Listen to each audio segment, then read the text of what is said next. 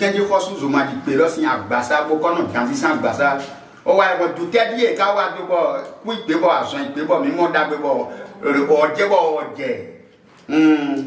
bo mi oje ye ton ko mi dona di ye ton ne wa atemene mi ko na 50 ans à gant et to.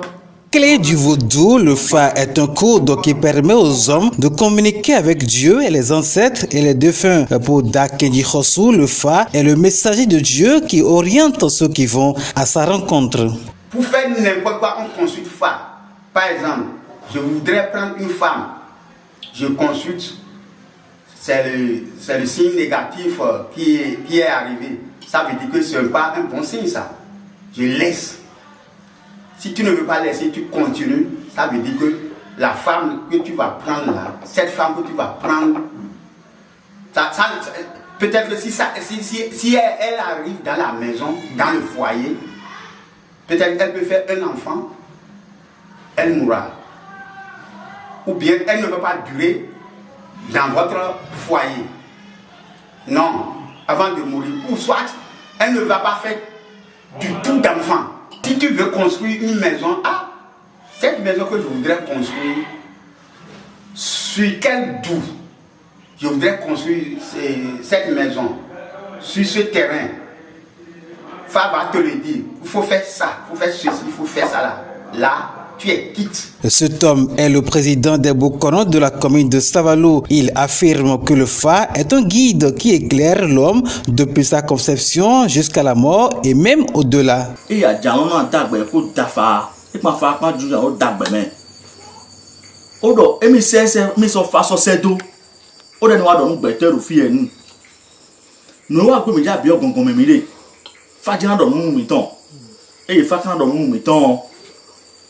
Ayi on a dasi ro gbe yo me fi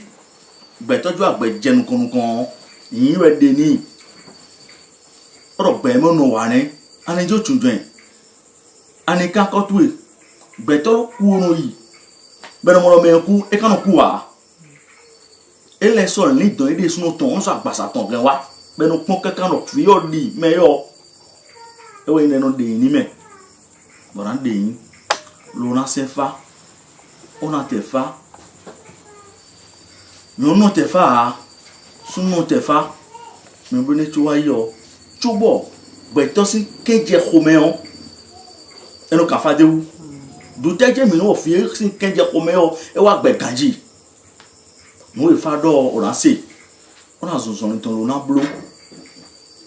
mo fi ni na wa gbe e ho jenu mo mi ma kan fa de wo lo mo blo ne de wo fi ne so wa gbe wa fi ganji